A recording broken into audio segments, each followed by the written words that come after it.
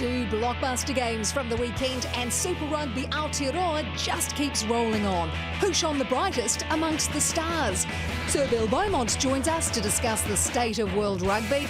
And the surf is flat. So the breakdancing coaching phenomenon, Scott Robertson, joins us from the Sumner Rugby Club. He's going to give us the lowdown on the Crusaders.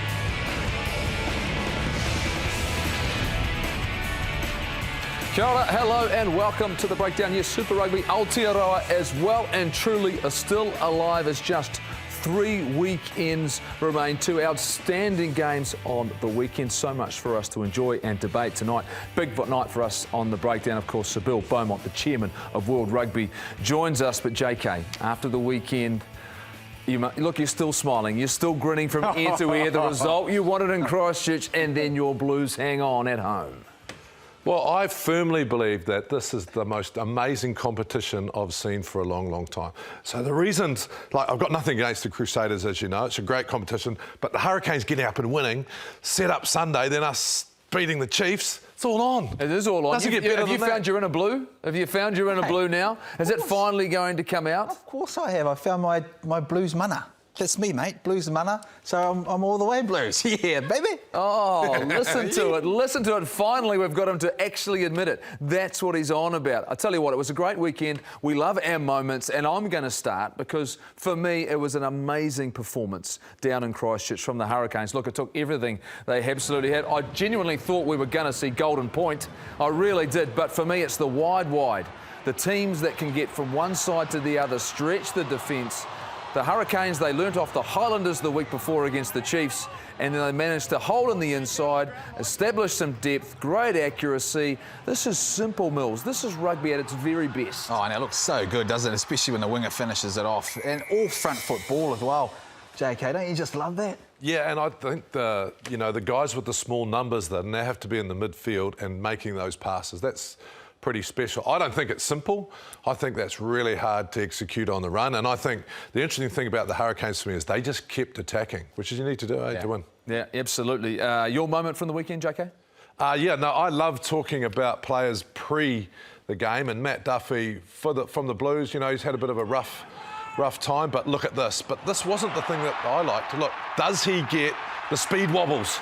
I love the speed wobbles, and I had to look at it 2 or 3 times, but I think actually D-Mac ankle tapped him, but great angle and a really, really important way to start. Like I said, he's been in and out of the season. He needed a big one and fronted early. Good stuff. And what I really loved about it too, it was Rieko Ioane, who under pressure, the decision to just pop that pass, to put it into space, to trust he's going to be there. That was Eden Park, and Mills, you were there, and what an afternoon. Oh, fellas, I know we talked about a lot about what happens on the field and how fantastic that is and brilliant and some of the display we're having, but for me, really, it's off the field. It's this sort of stuff, yeah. And 30,000 plus people packed into Eden Park. Right across the country. But this year, it's amazing. Mexican wave, they're getting right amongst it. Sunday afternoon. How good? How good has New Zealand been in actually supporting this competition? And it's probably reflective also on the field. You were there as well, JK. Oh, unbelievable. Just one challenge for Eden Park. Drop the prices of the food. That's all. Well, then we've got a perfect day. Nice, like it. Well, there you have it. There you have it. JK spoken once again. Bernie is looking for her moment, and it didn't happen in Eden Park like you would have hoped, but there was plenty to love out of the weekend. Absolutely, and my moment for the weekend was an amazing pass. Sevu Reece lopping it out wide, and George Bridge with the magic left foot volley. And don't worry, Geordie's got this. Geordie's got it. Geordie's got this. Geordie hasn't got this. George had it, and it was brilliant. It was the great work on the inside, though, for me, Bernie. But what I will say is the fact that's why Batesy, he was in our team last week, eh? Stephen Bates on the show. This was our form winger. JK argue with it. This is match-winning stuff, JK. This is this week. He'd be in the team this week. That was last here week. We go. You're like, what? George Bridge, amazing. All right, we've almost got our own MASH 4077 happening with all the wounded at the moment. Chiefs winger Solomon Alaimalo is out for the season after a painful shoulder dislocation. No such thing as a lucky break in the Hurricanes, but they do have 2 of them. Unlucky ones, Nani Lamapi and Fraser Armstrong, both confirmed with fractured arms. So, new personnel for the Canes, and that means the bus is back, and the Canes may need a double-decker with all their injuries, plus Ben Lam off to France. 29-year-old Julian Savea returns to the fold back where it all began after finishing up at French club Toulon. The winger played 116 matches for the Hurricanes, 54 tests for the ABs, and he'll reunite with younger brother Artie. The Canes have a bye this weekend, and Jason Holland's already stated that Savea Senior will not be a contender for the Chiefs game on the 8th of August. And the players, they're going to have to be on their best behaviour, with referee boss Bryce Lawrence warning that some of them are overstepping the mark. He said some players are challenging the refs verbally and with hostile body language. Anton Leonard-Brown, he didn't hold back after the Chiefs lost to the Blues, wanting a TMO call on the Peter Gus Sawakula try, which wasn't awarded. How good would it have been if we had a captain's challenge on the weekend, right? Because it was a controversial decision. We'll probably have a look at it. But at the end of the day, the captain can stop, go to the screen, we can slow down a bit. It's a crucial time in the game. The emotion goes out of it, because I actually agree. I don't agree many times with Bryce, but this is true. You know, we don't want to be seeing some of the scenes from football. And if you have a captain's challenge, Bryce, World Rugby, maybe I can ask Sir Bill when he's on. This would just diffuse it. Captain goes upstairs, and it was a penalty every day of the week, Chiefs people. Yeah. What do you reckon, Mills? Well, how many challenges are you allowing? One each half? Or one all game? One and each if you half. get it right, you keep it? Yeah, I haven't decided yet. Well, I think that's the... I don't know. I haven't gone through all the detail. Yeah, but I think you're right that in terms of asking the question, in regards to that conversation around players interacting, that's the responsibility of the captains. That's what they have. But all captains need to be shown the respect by the referees, as well as the fact that they need answers to questions. They're only asking legitimate questions. If they do it with composure, I understand that, Bernie, but reality is, if you're not the captain, you need to stay out of it. I think, though, in some ways, a lot of that was Chiefs' pent-up frustration after a really difficult season when they saw another game disappear. Yeah, but you're right. It's a two-way street, isn't it, between the refs and the captain. There is serious doubt coming from the South African camp that they'll take part in a New Zealand-based rugby championship touted for later this year. World Rugby has confirmed a temporary international window between October the 24th and December the 5th, but with South African players still only training in groups of 5 and the Currie Cup not likely to start until about September, there are concerns they'll be undercooked and therefore at high risk of serious injury. The Springbok camp intends, if they come, to bring a huge 45-man squad to New Zealand, but only if players get at least 6 games of Currie Cup in. Meanwhile, confirmation that Fiji and Japan will join the Six Nations in an 8-team tournament in Europe at the end of the year. It's a huge boost to the second-tier nations, and it really quashes any hope of a Southern Hemisphere team tour. And we've had a few boomfars this season. We've just had, though, our first boomf that. Kurt Eklund earning an MVP for his MVP moment at the weekend. Shall I buff it or... Up to you. I'll do it later on. We'll see what you've got. Yeah, I'll give it a crack.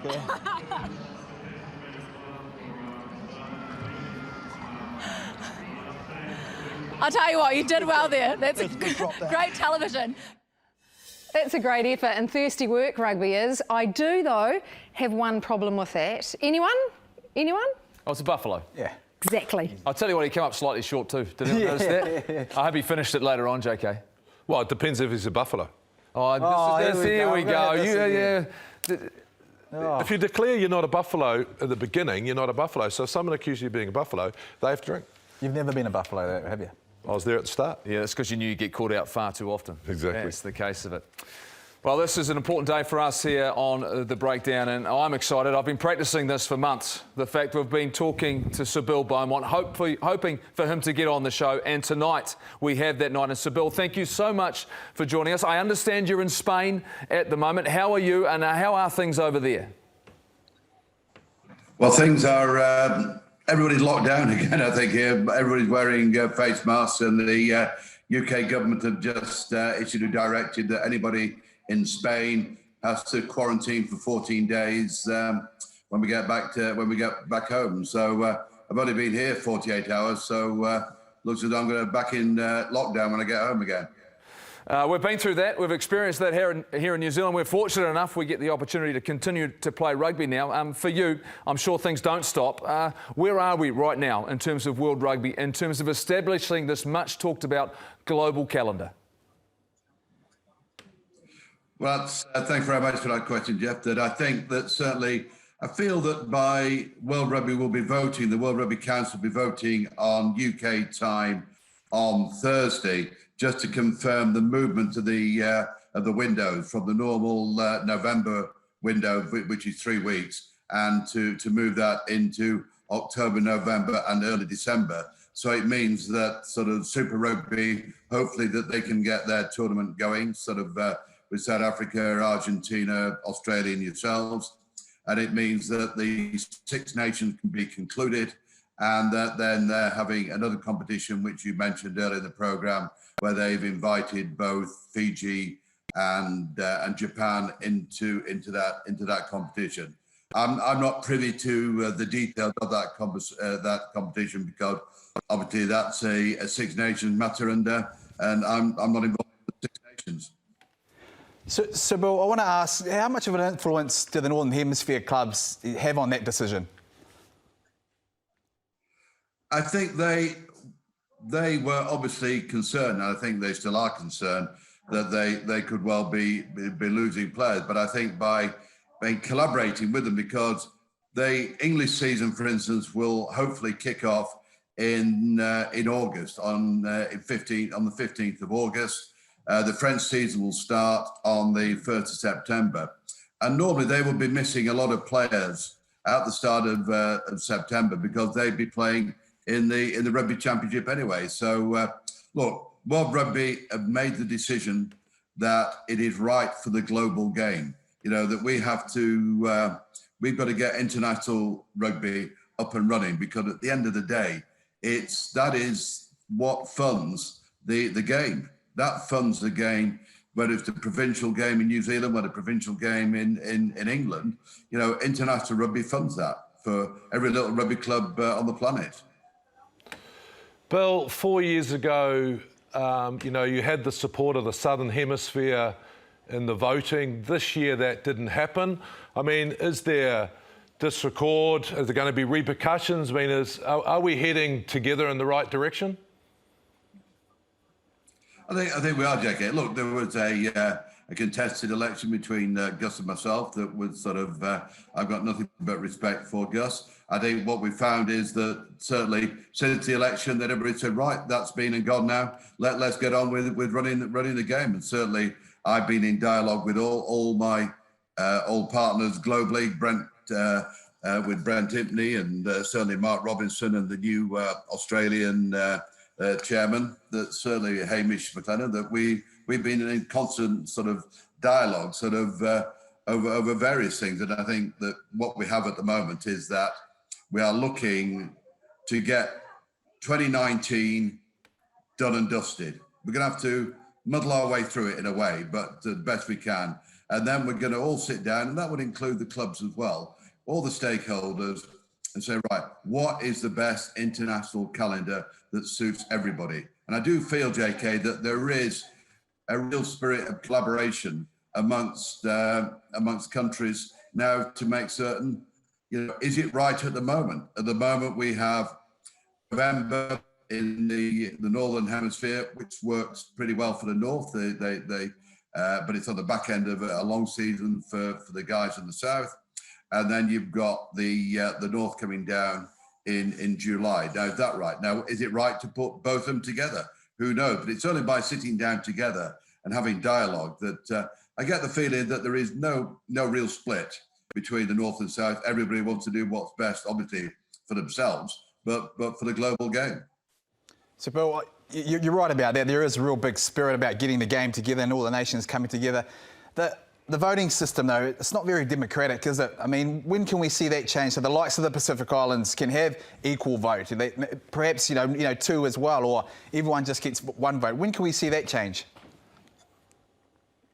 Well, part of my manifesto was that there was going to be a complete review of the governance, and that is taking place at the moment. Obviously, as chairman, I'm not involved in that, but it's certainly every union has the right to write in to Sir Hugh Robertson, who's an independent chairman of that group, and obviously then they will then make their recommendations. But if you think under the previous 4 years that I was there, Miles, that we had extra votes. We had Fiji, Samoa, who came onto the council. Japan got extra votes. Argentina got extra votes. You know, there is the opportunity now for countries to actually get a seat at the table, and they can get extra votes. But I'm not prejudging what will happen in the governance review, and so let's look forward and see what that has to say. What has to say there. What would your decision be, Bill? What would your personal decision be? My personal decision is that you have to ensure that they feel that the Pacific Islands are sat at the table, which they are at the moment, with the exception of Tonga. And I think you have a situation now where it is voting where some countries have one vote, other countries have two votes, other countries have 3 or 4 votes. And that is on a weighted voting system. And that is something that was decided in Tokyo, I think 2 years ago. And we haven't really seen, obviously with the coronavirus, what we've seen is that certainly that our concentration has been on, I've let the governments go, you know, that is being run independently. What I've had to concentrate on is trying to pull everybody together around this dreadful pandemic that we've got. So, Bill, there's no doubt that Rugby World Cups in recent times have been hugely successful, particularly the last one in Japan, and I am sure you guys are dealing with a lot of challenges financially. How do you distribute those, I suppose, profits from that between Rugby World Cups, and where does that focus go? Well, the focus goes, Jeff, is that we distribute every penny that we have. You know, World Rugby, we don't sit on a huge stockpile of money. We're not like other international sporting organisations that have massive cash reserves. We don't have the cash reserves, that we have enough to keep us going. And actually, it's a good job that we did. If we'd had the Rugby World Cup had been postponed this year, then it would have placed us in a far more difficult position that we're in at the moment. What we're able to do at the moment is to help those countries that are in dire needs. There are many countries there. But rest assured that World Rugby doesn't hoard the money, and there is a system in place where countries, they get funding for whether they've got their youth program, whether they've got a women's program, whether they've got a sevens program, what their 15 program's all about, then that is how the money is allocated. So, Bill, we know World Rugby funded Argentina into the Rugby Championship. Can we expect something similar for the likes of Japan, Fiji, or perhaps even a Super Rugby side in New Zealand, I mean, in the Southern Hemisphere? Well, I think we should do, without a doubt. I think what I found actually quite interesting in watching your programme is that, and reading in the press, that certainly there seemed to be a huge enthusiasm south of the equator. So certainly it's a team that they're talking about in Hawaii to play in the Major League Rugby Pacific Island team there. I've heard that Pacific Islands, Fiji could well be invited, or Japan into Super Rugby.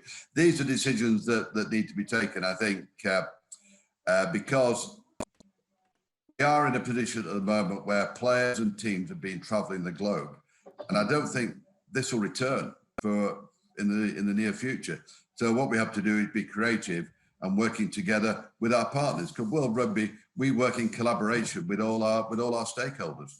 And you're quite right that certainly Rugby did fund Argentina to join the Super Rugby competition. Although, yeah, Super Rugby, isn't it?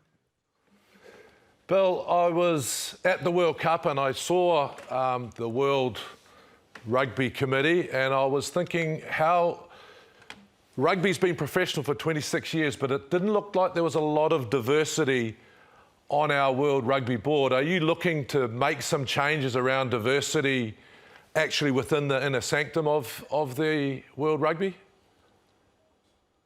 Well, John, certainly in my time as chairman, that we've seen a 30% increase in women on the World Rugby Council. You know, I've just been looking through all our committee structure.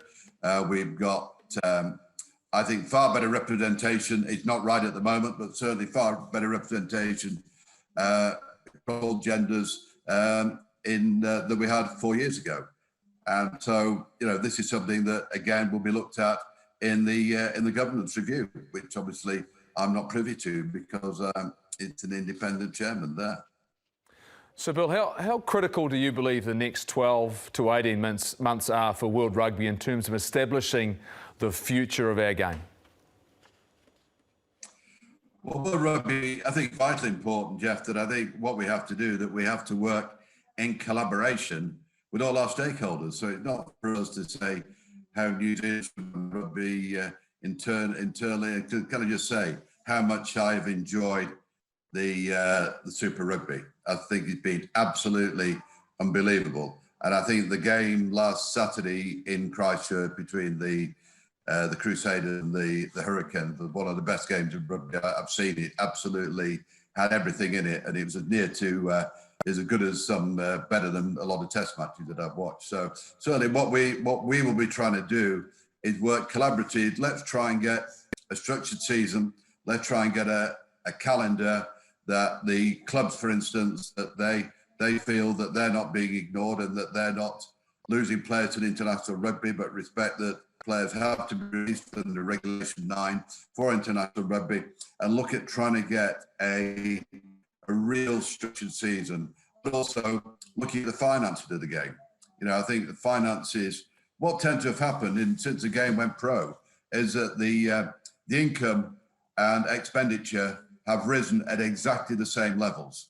And I think this pandemic, the one thing it is a reality check to the finances of World Rugby, whether it's in the domestic leagues in Europe or whether it's the amount of money that players get paid. So, Bill, thank you so much. It's taken us a while, but we're extremely grateful that you've joined us on The Breakdown tonight. And especially if you are on holiday in Spain, please stay safe, take care, and we look forward to catching up with you at some point in the future. Thank you very much and good luck. Absolutely. Can I just say one point also? Can I just pass on my best wishes to Brent Ibney? I know he's undergoing treatment at the moment, and also to Andy Hayden, who was one of the great New Zealand second rows that I played 5 tests against him, and I'm sorry to hear that he's not so good at the moment. So best wishes to them. Thanks to Bill. Thank you. Well, we got the opportunity to talk to him, JK. Your reaction to that, and obviously aware of some of the challenges for some people here in New Zealand, but do we feel as though we're making traction, or are there certainly some very much some unanswered questions right now, but will get answered in good time? Well, when you start talking about this independent look into the game, okay, so can we ring that guy? Because what I want from Sir Bill is leadership. So every time we ask a question, and maybe it's not his fault, okay, I'm not going to blame him because I think he's a good man. But, I mean, the French clubs need to be told by World Rugby what they need to do, right? Yeah, you can do collaboration, but someone needs to lead. So this independent vote thing, so who is that? And how do we get an influence there? Is he just going to look at it, and is it going to be decided over a gin and tonic? And I don't get it. I do not get it. You realise and it frustrates me. Trying to find that guy who's doing that independent review. That's what Jim's about there doing. But okay, but what are they reviewing about the game, and why is it so secretive? It's one of those things where I look at it and Mills, every time there seems to be a review done, that we know the answers already. Yeah. We know the challenges. It's a matter of Sir Bill is adamant that we are collaborative right now. Yeah. And that's what he's saying, but we're constantly hearing that. He's not privy to this. There's a review done for that. There's a review done for this. So there's other nations coming in and talking about what this kind of looks like. It just looks like we're just sitting in the same spot. Is there collaboration we don't get voted for, Mills? Well, that's what I would have thought of. But even down to the funding, okay, they're exhausting all those funds that come out. We've just had a Rugby World Cup. Well, where are they actually going? I mean, the Rugby World Cup wasn't cancelled, like you said, this year. So, I mean, there's plenty there. How was that how was that distributed? My question is, if there's that sort of investment being made in the game, JK, where is the obvious growth? Are we seeing the obvious growth? If we're not getting, like you say, the revenue is just meeting the expenditure, does that mean we aren't growing as a sport? Well, I think what I keep coming back to is, why do we have a World Rugby if other people are making the decisions? So what do they actually do for our game? So we want a global refereeing body where we have one voice. We want one vote per nation. We want to know where all the money's going. Is it going to second tier? What's the plan? What's going on? Why is it all secret squirrel? I mean, is it a actual constitution problem that it's the constitution of the World Rugby means they're just no use really. So we'll just leave it to Sanzar, leave it to the Northern Hemisphere clubs, because it always leaves me frustrated.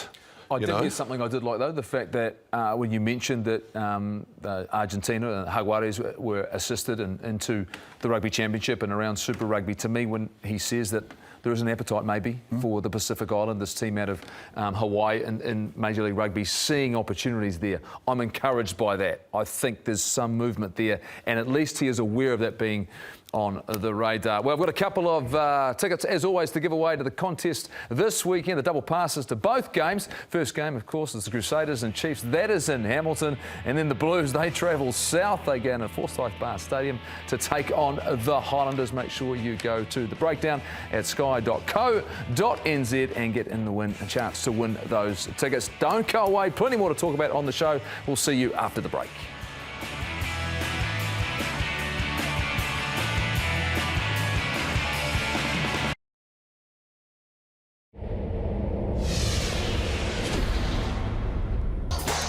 Scott Robertson's greatest hits, some of the best dancing we've seen on a rugby field in history. But Razor, thanks very much for joining us tonight. Look, when I talked last night, who I'd like to have on the show, I was thinking to myself that probably another home game, you'll have this one just about in the bag, and then obviously you come up against the Hurricanes, an inspired performance. How have you and the team reacted to that over the past couple of days?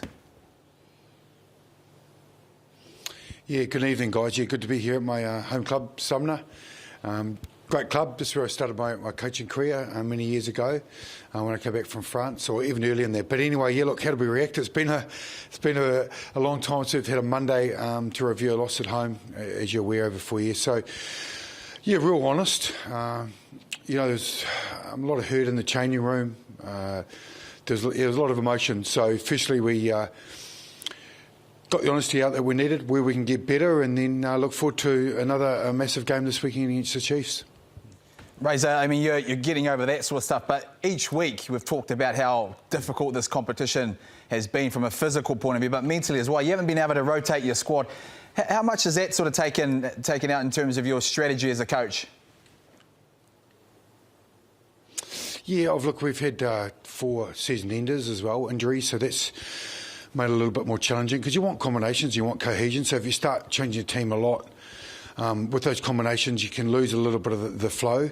And the guys, because we came out of COVID and we didn't have that much rugby, 8 games over a period of time with this intensity has probably taken a little bit more toll than we first thought. So you've got to manage your week really well. You've got to be smart around your time on your feet, your meeting time, around the mental fatigue stuff. So we looked at it pretty intently, and like for us as a coaching group and a management group, we just got to get the boys up and get excited about it each week. And it's a real challenge, but a good one. Love it. Razor, everyone's been talking about the physical impact of playing these type of test matches, but how is it mentally? I mean, is that as much of a challenge, trying to get the boys up mentally? Because the derbies have traditionally been just this massive draw on your mental energy. I mean, are you changing things mentally during the week as well? Look, it's a good question, JK, because you've actually got to build during the week. And you've got to peak for the game. It's just like a test match, as you do in a test match week. But this is pretty relentless, for 4 games in a row, and we've had a bye and then 4 games in a row. You've got to manage, you've got to sort of work a week ahead, plan 2 weeks ahead, and work back how you're going to make sure you get the best out of the guys this week and in the coming weeks ahead. Look, there's a natural edge anyway. Everyone knows the way other teams play. There's a lot of game understanding, how the other guys in the opposition, their strengths. There's a lot of history. There's a little bit of grudge in every match. There's and especially in the Crusaders, everyone wants to have a crack at us, and can make their season if they beat us. And like the Hurricanes team did on the weekend, and look, well done to them. Joe Solon's a good mate of mine, and I'm really proud of their effort. Not much in it, gauge a small margin. That's what the exciting thing is about it. So, and it happens again, just keeps on rolling week to week. Yeah, great fun. Look, it's been a great contest on the weekend. Every weekend's provided some great players, some guys who have performed under pressure, Razor. Do you talk about the personal ambitions of players? The fact there's a North-South game coming up. Have you talked about All Black ambitions? Do you talk about that with some of your guys in terms of their form and where they're at? A little bit. You'll have small conversations on their one-on-ones because obviously got their own goals that they want to achieve for the year, and if that's to make the North-South team or the All Blacks themselves, what do you got to do? And so you track them, you get a little bit of feedback from the All Black selectors time to time and feed that back when you can. But look, your performance that week's the most important thing, and how you train leading up to it. So that's been our main focus.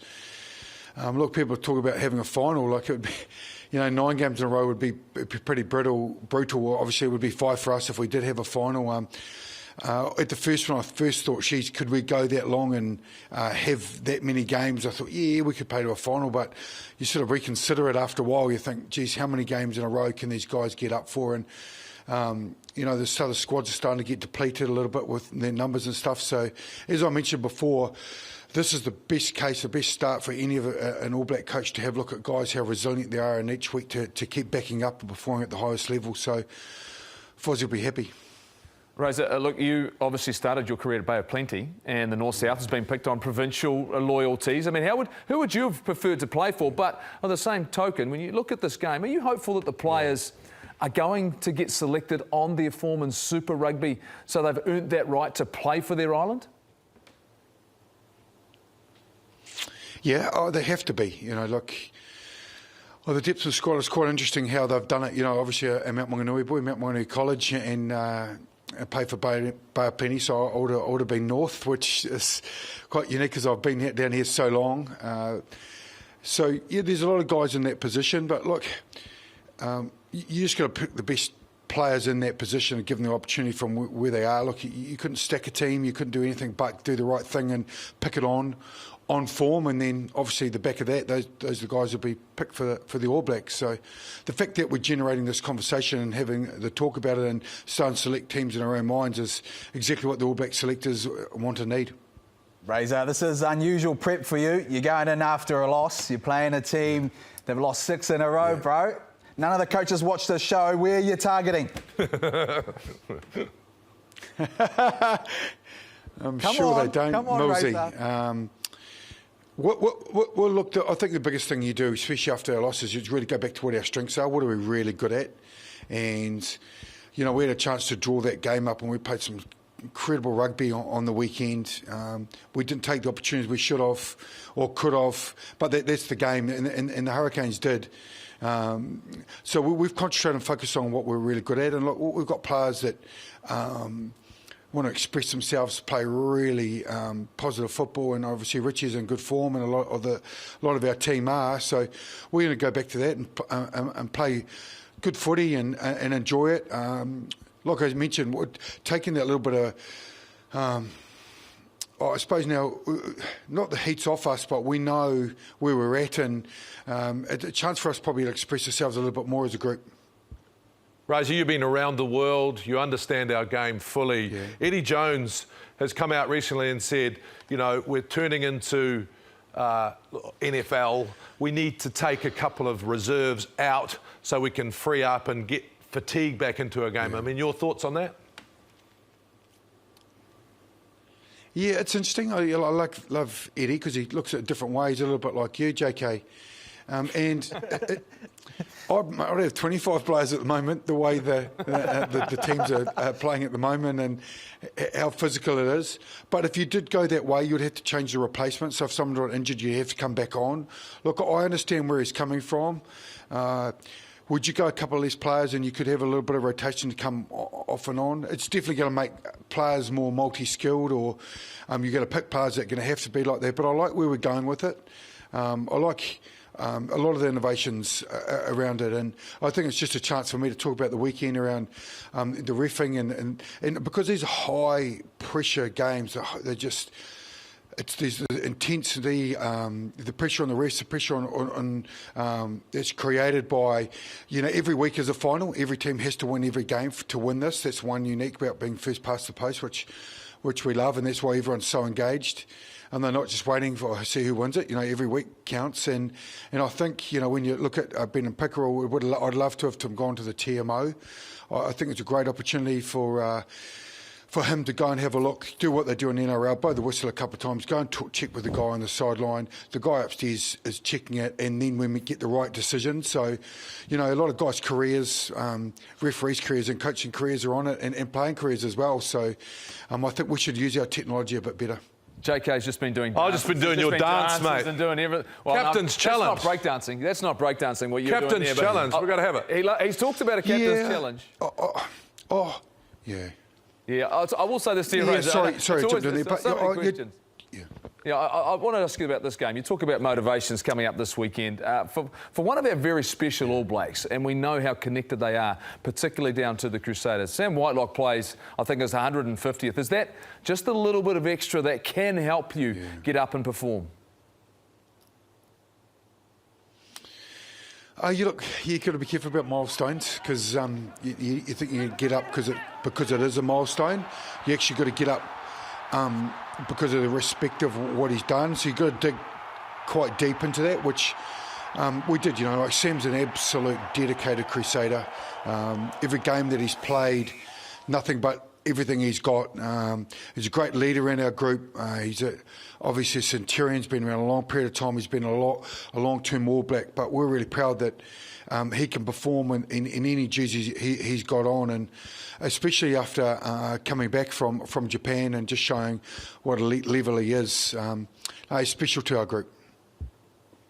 Razor, as always, thanks, mate. We're looking forward to seeing how you and the Crusaders crew respond. Thanks for going down to Sumner, your old club, and joining us here tonight. And the team will see you in Hamilton on Saturday night. Thanks very much. Cheers. Thanks, guys. Thank you. Always smiling, regardless of what's going on as well. Look, it's great to have I'd like to vote him for chairman. For chairman? Of World Rugby. Game on. He says stuff. He I reckon answers we get question. both of you two on there love together. that guy. And he wants captain's challenge. Game would go. Look, there were some amazing performances on the weekend, but the most anticipated appearance, it happened in Wellington. It was in the parliamentary game. It was Dr. Ashley Bloomfield.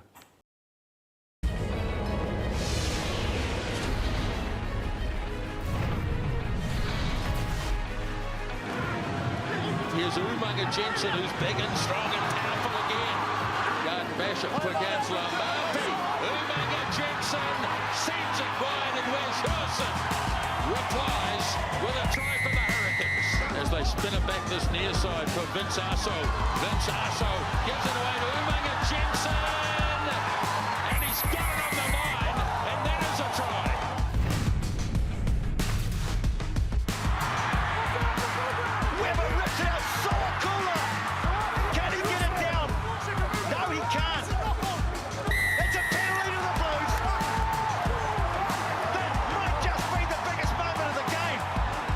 Goodhue with the turnover. Big man coming on off the bench, maybe saving it for the Blues. Those were your two game changers this week. Head to facebook.com/2 degrees to vote for your pick. We'll name the winner in the build-up to the Chiefs versus Crusaders match on Saturday. Up for grabs, 12 months of 2 degrees mobile and broadband, a Samsung phone plus a field replica Super Rugby jersey from your favourite team. We have been busy every week looking at something to put our spotlight on. We looked at positions, we've looked at players, we looked at the form players from the weekend, the standout performers, and this is where we started. These five here: Kurt Eklund, Peter Umaga Jensen, Richie Mo'unga, Ofa Tu'ungafasi, and Anton Leonard-Brown. Of course, JK is going to argue about some of them, of course, but what a fantastic weekend. So much to enjoy. Peter Umaga Jensen, gentlemen, so very, very good. But Kurt Eklund is where we're going to start. We're going to start at hooker, because when James Parsons went down, JK, we're thinking to ourselves, who's going to step up? They needed someone to do it. Kurt Eklund has done the job and wasn't afraid to down the Powerade.